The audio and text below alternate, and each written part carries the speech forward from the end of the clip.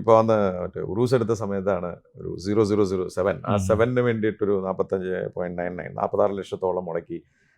അതൊരു പ്ലാൻഡ് ആയിട്ടായിരുന്നോ അതോ ആക്സിഡന്റിലായിരുന്നോ?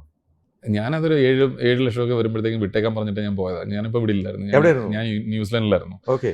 അപ്പോൾ നല്ല ടൈം ഡിഫറൻസ് ഉണ്ടല്ലോ. അപ്പോൾ എൻ്റെ അക്കൗണ്ട്സിൽ ഞാനത് പറഞ്ഞിട്ടാണ് പോയത്. ഒരു 7 ലക്ഷം ആകുമ്പം വിട്ടേരെ 8 ലക്ഷം. പക്ഷെ പിന്നെ നെറ്റ്വർക്ക് വന്നപ്പോൾ 8 ലക്ഷമൊക്കെ മാറി അവർ വെളി 14 12 കണ്ടെത്തി. പിന്നെ അത് കഴിഞ്ഞ് ഞാൻ എൻ്റെ നെറ്റ്വർക്ക് വരുമ്പോഴത്തേക്കും ഓരോ സംസാരവും ഒരു 3-4 മിനിറ്റിനുള്ളിൽ നടക്കുമ്പോഴത്തേക്കും ഇത് ഏതായാലും 22 ഒക്കെ കഴിഞ്ഞു. അപ്പോൾ ഞാൻ വിചാരിച്ചു എന്നാൽ പിന്നെ ആയിക്കോട്ടെ, എന്തായാലും ഒരു രസമുണ്ടല്ലോ, അപ്പുറത്തിരിക്കുന്ന ആളും അത്യാവശ്യം വൃത്തിയായിട്ട്. പിന്നെ ഞാൻ ഇതിനെയൊക്കെ ഒരു യൂണിവേഴ്സിൻ്റെ ഒരു പ്ലേ ആയിട്ടേ ഞാൻ കാണുന്നുള്ളൂ. അപ്പം ഇങ്ങനെ ഒരു സിറ്റുവേഷനിനെ കൊണ്ടെത്തിച്ചപ്പോൾ എനിക്ക് 2 ചോയ്സ് ഉണ്ട്: ഇട്ടിട്ട് പോവുക, ഇല്ലെങ്കിൽ അത് കളിക്കുക, ആ സാധനത്തിൻ്റെ പ്ലേ അലോങ് വിത്ത് ഇറ്റ്. പിന്നെ ഞാൻ നോക്കിയപ്പം ഭാവിയിൽ എനിക്ക് വേറെ കുറേ കാര്യങ്ങൾ നമ്മുടെ നാട്ടിലും ചെയ്യാനുണ്ട്. അപ്പോൾ എന്നെ ഇവിടെ ഒരു മനുഷ്യനും അറിയത്തുമില്ല. അപ്പം ഒരു കണക്കിന് എനിക്ക് തോന്നി may be it is A good way of marketing.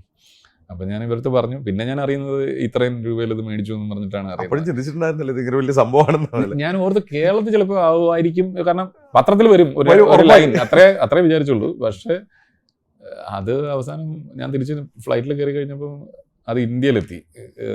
ഇപ്പം ഞാൻ ഡൽഹിയിൽ ഒരു ആൾക്കാർ അറിയും. അപ്പം അങ്ങനത്തെ ഒരു അവസ്ഥയായി. അപ്പോൾ എനിക്ക് തോന്നുന്നു 46 ലക്ഷം രൂപ ഞാൻ അല്ലാതെ മുടക്കിയിരുന്നെങ്കിൽ എന്നെ ഒരു മനുഷ്യനും അറിയത്തില്ല.